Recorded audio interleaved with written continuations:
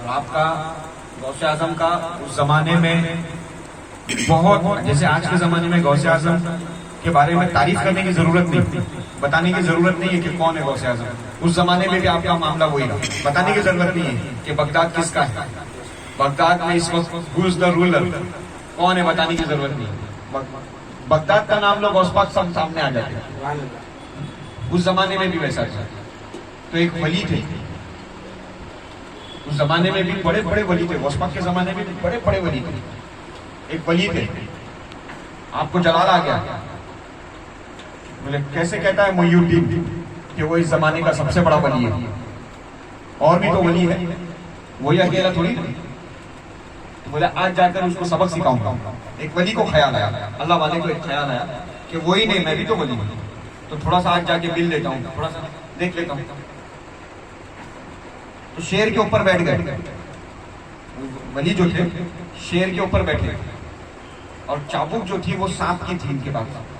اور بیٹھ کر بغداد آئے، ولایت بتا رہے کہ دیکھو میں شیر کے اوپر بیٹھ کر آ رہا ہوں، یعنی میں کتنا بڑا ہوں، میں جانوروں پہ بھی حکومت کرتا ہوں. بغداد میں آ گیا، اندر انٹری ہو گئی. انٹری ہوئی تو اب ایڈریس پوچھنا تھا. اس زمانے میں گوگل نیویگیشن نہیں تھا، تو ایڈریس پوچھنا تھا. پوچھے تو ایک عورت جو تھی وہ کپڑے دھو رہی تھی. میری جو بہن اور امی ماں جو میرے باہر بیٹھے نا، ان سے مخاطب ہو کے میں یہ باتیں کر رہا ہوں، ان کو سمجھانا چاہتا ہوں ان کا مقام کیا ہے. تو ایک عورت وہاں پہ بیٹھ کے کپڑے دھو رہی تھی، تلاؤ کے پاس میں تلاؤ تھا، وہ تلاؤ کے پاس میں کپڑے دھو رہی تھی. وہ اللہ والے وہاں پہ آئے، شیر کو تھوڑا سا بازو میں پارک کیے، کھڑے ہو جائے، اور اس کے پاس آئے عورت کے پاس اور بولے محی الدین کہاں ہے، کہاں ملتے، کہاں ملیں گے؟ غوث اعظم، غوث پاک، ان کا ایڈریس کہاں ملیں گے؟ تو وہ جو پوچھنے کا جو طریقہ تھا حضرت کا، وہ عورت کو سمجھ میں آیا کہ یہ غصے میں پوچھ رہے ہیں. ترنت سمجھ میں آتا ہے نا، اگر کوئی غصے میں اگر کسی کا نام لے رہا ہے تو سمجھ میں آتا ہے کہ یہ غصے میں پوچھ رہا ہے، کچھ تو بات ہے. تو وہ عورت نے کہی کیا بات ہے، سب خیریت ہے؟ بولے وہ اپنے آپ کو اس زمانے کا سب سے بڑا ولی سمجھتا ہے. ایسا نہیں ہے، میں بھی ہوں اس زمانے میں.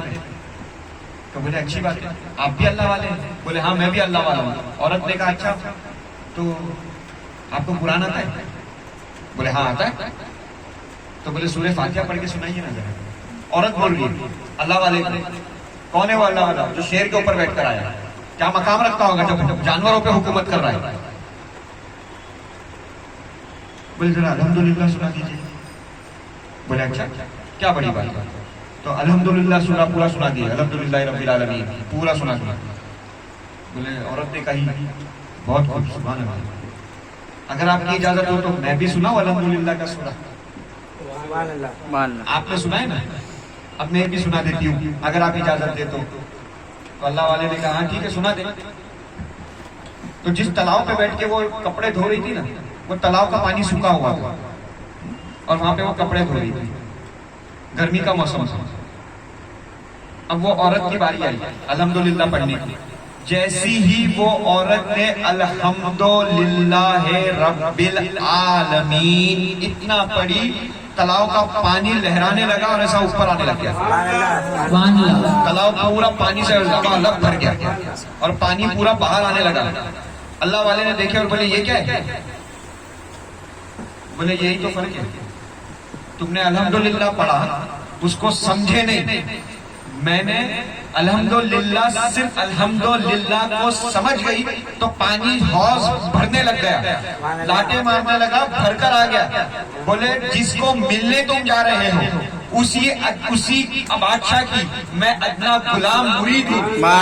مرید میں یہ بات ہے کہ الحمدللہ بولنے پر پانی بھر گیا، تو سوچو وہ بادشاہ میں کیا بات ہوگی جن سے تم ملنے جا رہے ہو، جن سے تم ملنے جا رہے ہو. وہ پلٹ گئے اللہ والے. بولے نہیں میں سمجھ گیا، مرید کا یہ مقام ہے تو پیر کا کیا مقام ہے. نہیں ملے غوث پاک سے اور چلے گئے، اپنے ہار مانا. اس کے بعد آپ کا نام تھا علی بن حیتی. اس کے بعد پھر آپ غوث اعظم کے دربار میں گئے کچھ دنوں کے بعد، اور غوث پاک سے پھر مرید ہوئے. غوث پاک سے مرید ہوئے, غوث پاک کی محفل میں بیٹھے ہوئے, سب سے اعلیٰ, سب سے آگے بغداد میں جہاں پہ آج غوث اعظم کی مزار اقدس ہے, وہاں پہ مسجد ہوا کرتی تھی, سلسلہ قادریہ کا خانقاہ ہوا کرتی تھی. غوث پاک منبر پہ کھڑے تھے اور وہی علی بن حیدی جو شیر کے اوپر بیٹھ کر آئے تھے وہ غوث پاک کے قدموں میں بیٹھے ہوئے, اور ہزاروں کا مجمع ہے غوث پاک کے عاشقوں کا. اور غوث پاک نے اعلان کر دیے, سارے ولیوں کی گردن پہ میرا قدم. بغداد میں اعلان کر دیا غوث پاک نے کہ سارے ولیوں کے گردن پہ میرے پیر ہوں گے. اب ثبوت کیا ہے معلوم ہے, سمجھو ابھی, وہ ولی نہیں بنے گا جس کی گردن پہ غوث پاک کے پیر نہیں ہوں گے. تو پتہ یہ چلا ولایت کی مہر غوث پاک کے قدم ہے. اگر تم ولی ہو تو مہر اسٹیمپ غوث پاک کا قدم ہونا چاہیے, نالے غوث اعظم کے. تو غوث پاک کے قدم تمام اولیاؤں کی گردن پر. جیسی ہی غوث اعظم نے یہ کہا کہ تمام اولیاؤں کی گردن پہ میرے قدم ہے, تو علی بن حیدی واز فرسٹ پرسن, وہ پہلے شخصیت تھے جو کھڑے ہوئے اور ترنت منبر کی طرف گئے اور غوث پاک کے قدم کو اپنے کندھے پہ ڈائریکٹ رکھے. پہلے شخصیت. اب یہی جیسی منظر جب ہندوستان خراسان کی زمین پر آیا تو خواجہ عطا رسول پہاڑ کے اوپر بیٹھ کے ذکر اذکار میں تھے ہندوستان میں, اور یہ بغداد کا واقعہ ہے. غوث پاک بغداد میں بول رہے, کیا بول رہے, تمام اولیاءوں کی گردن پہ میرے قدم, بغداد میں بول رہے. اور عطا رسول ہندوستان میں موجود تھے اس وقت. جیسے ہی آپ نے یہ لفظ سنے, عطا رسول نے بغداد میں اعلان ہو رہا ہے کہ تمام اولیاءوں کی گردن پہ میرے قدم, عطا رسول ترنت اٹھے اور سجدے میں سر رکھے اور بولے, اے میرے غوث میرے بھی گردن پہ تمہارے قدم. بغداد میں اعلان ہو رہا ہے, منبر پر, مسجد کے اندر ہو رہا ہے. مجھے جہاں تک لگتا ہے ابھی میری آواز جو ہے وہ 10-12 گھر سے زیادہ آگے نہیں جا رہی ہوگی. مائک کا استعمال کر رہا ہوں, مجھے نہیں لگتا زیادہ دور میری آواز جا رہی ہوگی. لیکن بغداد میں غوث پاک نے فرما دیا, اعلان کر رہے, اور ہندوستان میں عطا رسول سن رہے بنا مائک کے, بنا کسی لاؤڈ اسپیکر کے, بنا میسجز سے, نہ واٹس ایپ ہے, نہ فیس بک ہے, نہ کوئی سوشل میڈیا ہے, اور غوث پاک کا اعلان ہو رہا ہے اور ہندوستان میں عطا رسول نے سن لیا. پھر کیا ہوگا؟ عراق کی سرزمین, ایک بصرہ بول کر ایک گاؤں ہے, وہاں پہ سید سلطان احمد کبیر بن رفائی سلسلہ جو ہے جن سے شروع ہوا, سید احمد کبیر رفائی اپنے مریدوں کے ساتھ میں ندیوں کے کنارے سے جا رہے ہیں اور اعلان بغداد میں ہو رہا ہے اور بصرہ میں آپ ہیں. جیسے ہی اعلان ہوا تو سید احمد کبیر رفائی نے اپنے مریدوں کو بولے, اگر ولایت بچانا چاہتے ہو تو ترنت سجدے میں سر رکھو, کیونکہ بغداد میں اعلان ہو رہا ہے کہ ولیوں کی گردن پہ میرے قدم ہے, تو اگر تم بچنا چاہتے ہو ولایت سے تو سجدے میں سر رکھو. مریدوں کے ساتھ میں سجدے میں سر رکھو. اور بولے میرے غوث پاک, سید احمد کبیر رفائی کے غوث اعظم ماموں لگتے ہیں اور احمد کبیر رفائی بھانجے لگتے ہیں. بولے ماموں نے اعلان کر دیا ہے, بھانجے کو جھکنا پڑے گا ورنہ ولایت چلے جائے گی.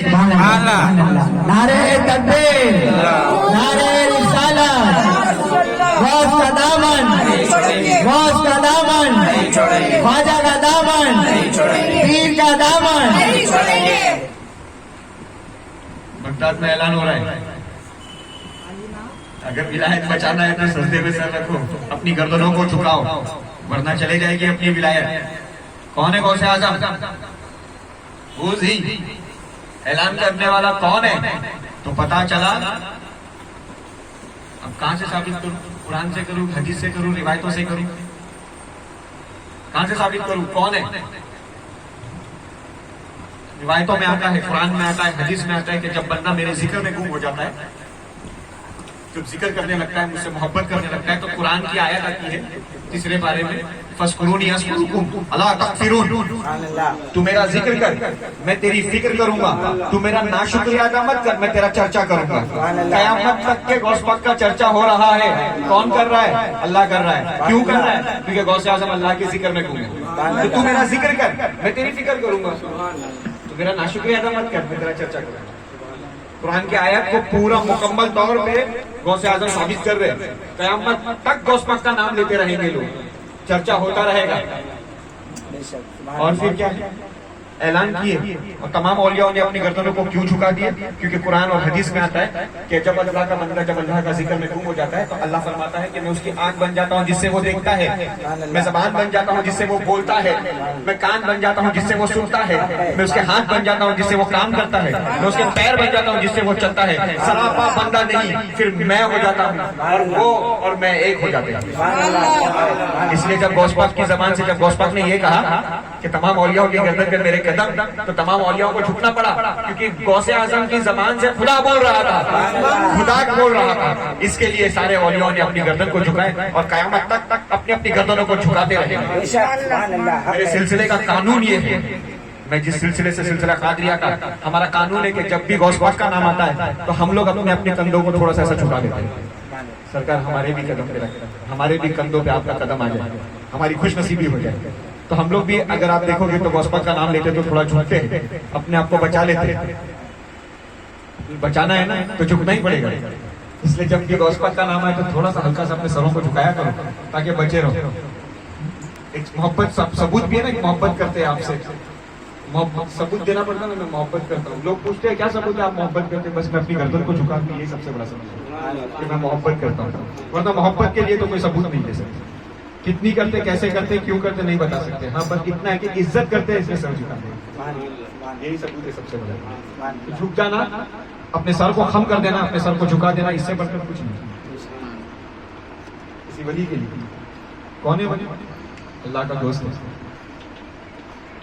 اچھی بات ہے، اس لیے غوث اعظم کا جب بھی نام آئے تو اپنے سروں کو ہلکا سے جھکا لیا کرو۔ یہ ہمارے سلسلے کے قانون میں ہم لوگ جھکاتے ہیں، اپنے سروں کو جھکاتے ہیں، کیونکہ خدا ان کی زبان سے بولا ہے۔ تو قیامت تک کے ولیوں کو جھکنا پڑے گا، نہیں تو نہیں جھکیں گے تو ولایت نہیں رہے گی۔ شکریہ۔